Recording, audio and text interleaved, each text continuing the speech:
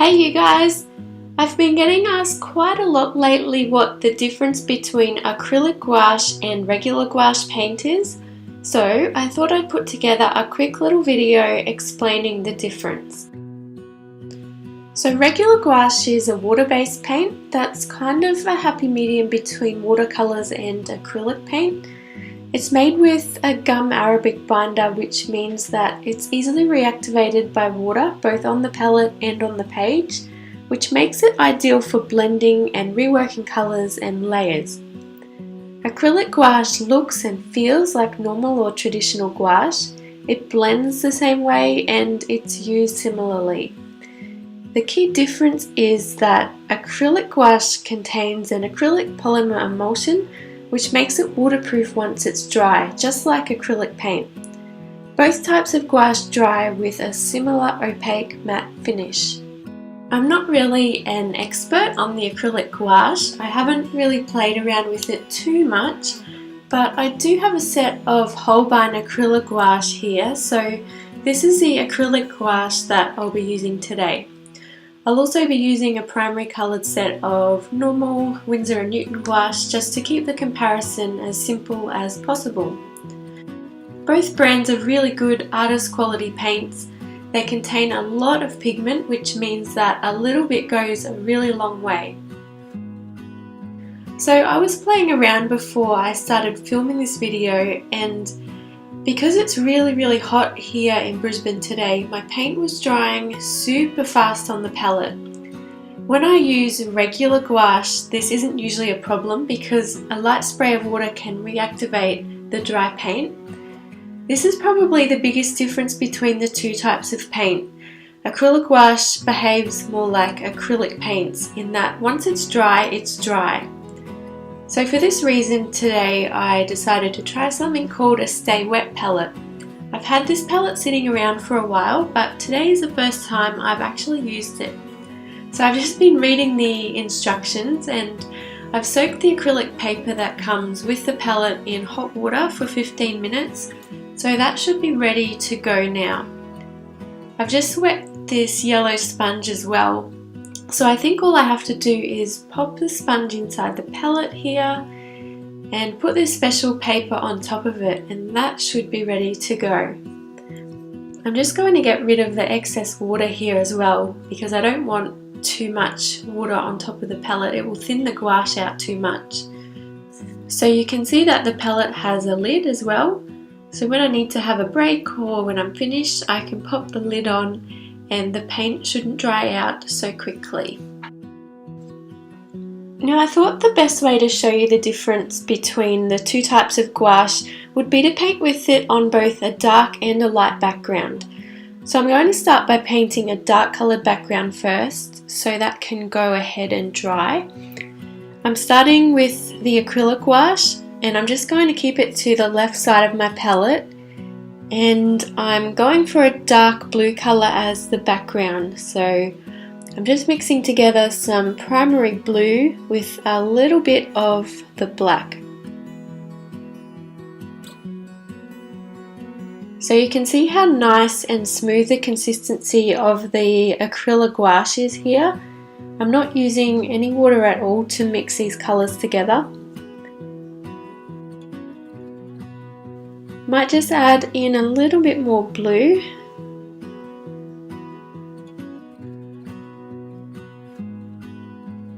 And now I'm just taking the paint to my page and spreading it out into a really rough rectangle shape.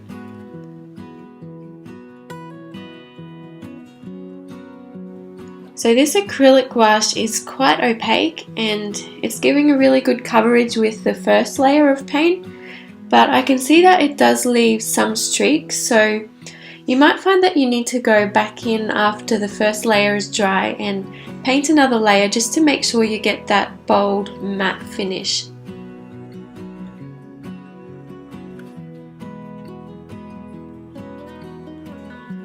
While that rectangle of colour dries, I'm going to repeat the process, but this time with the regular Winsor and Newton gouache.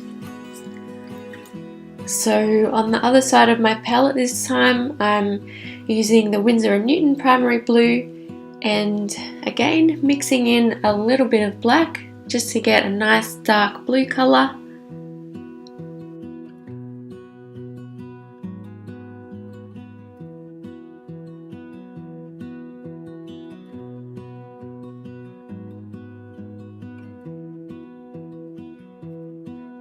Now I just accidentally grabbed the wrong tube of blue paint off of my desk, whoops.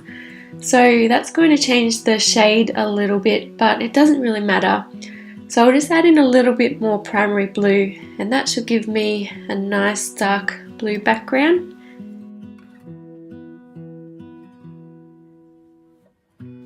I have used a tiny bit of water with this gouache just to loosen it up a bit and help it spread over the surface of the paper better, but you can see that it's still giving a really nice matte finish, and it's actually a little bit smoother and a little tiny bit more opaque than the acrylic gouache, but there's not really a huge difference.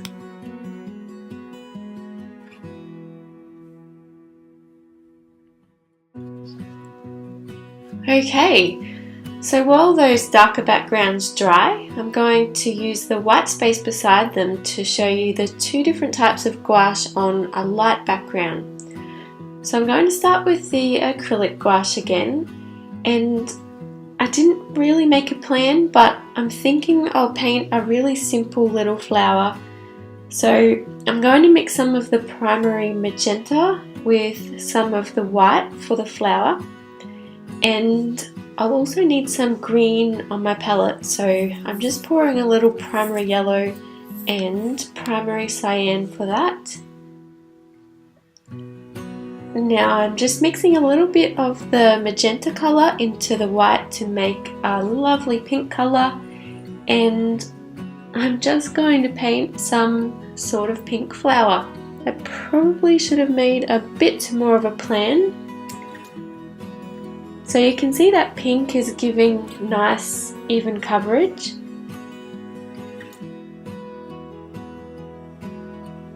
That will do for a flower shape.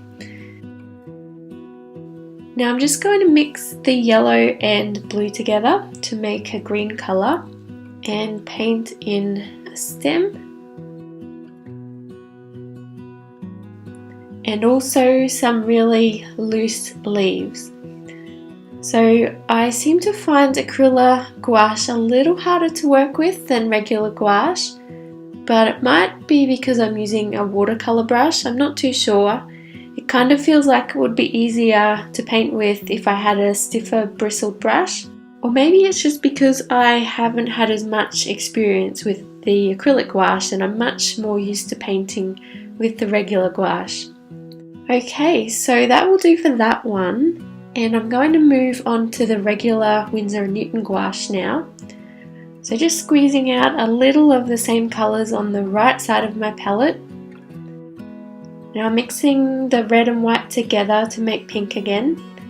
And this regular gouache feels a tiny bit different to blend together. I think it's a bit of a thicker consistency from the tube, so I just like to add a little water to loosen it up.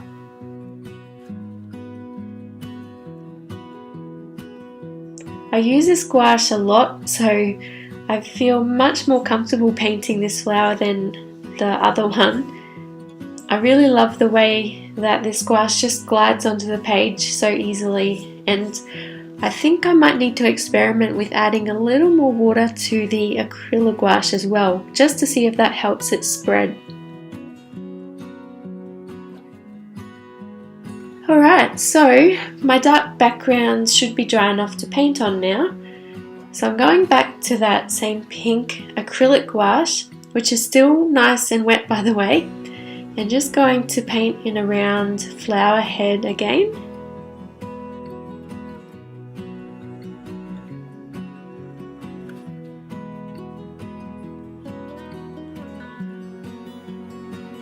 This paint is quite a thick consistency, and one of the great things about acrylic gouache is that once that blue background is dry, it's not going anywhere. So if I was to add water to it now, it won't smudge at all, but you can see if I was to do the same thing to the traditional gouache down here, it would reactivate and start spreading immediately. So this is what makes acrylic gouache great for layering bold, flat areas of colour.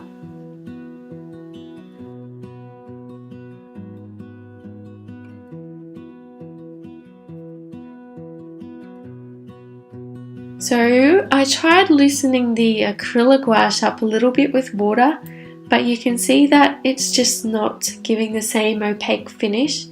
It's a little bit streaky, so I'd probably leave that dry and then come back in with a second layer of the green later, just to get that opaque matte finish. Okay, so I'm going to move on to the regular gouache version of this flower now. You can see my gouache here is a really nice creamy consistency. I just use the tiniest bit of water to mix the pink, because the more watery the consistency is, the easier that blue background will be reactivated, and I don't really want that blue mixing with the pink. So the trick with layering regular gouache is just to work quickly and confidently. If you start scrubbing the brush back and forth, then the layer underneath will start to blend.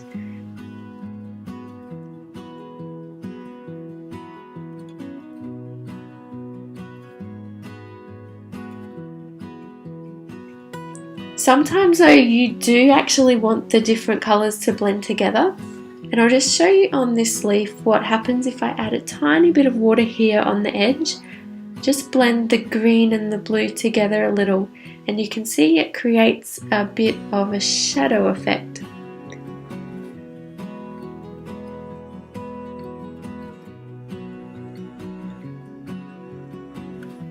And maybe I'll add a little of a darker pink to the side of the flower up here, just so you can see how easy it is to blend the light pink and the dark pink together. And if this was acrylic gouache and that light pink colour was dry, you wouldn't be able to come back in and blend the two colours like this. So I think that demonstrates the main differences between regular gouache and acrylic gouache. There's just a couple of other little things that I'll mention quickly as well. So when you're using regular gouache, there can be a little change in colour as the paint dries. So from my experience, dark colours tend to dry a little bit lighter and light colours tend to darken. So this can be a little frustrating because it can be hard to match colour exactly, and one thing I've noticed with the acrylic gouache is that there's very little, if any, change in colour, so it's really good for keeping your work consistent. Another little thing I noticed is that the acrylic gouache seems to be a little more flexible when it's dry, so there's less chance of it cracking and peeling off of the paper like regular gouache sometimes can if you've built up lots and lots of layers and you have really thick paint. So you can see that it does take a little bit of trial and error to get used to gouache paint in general. It is fairly unique. I hope you enjoyed this video and that it was informative.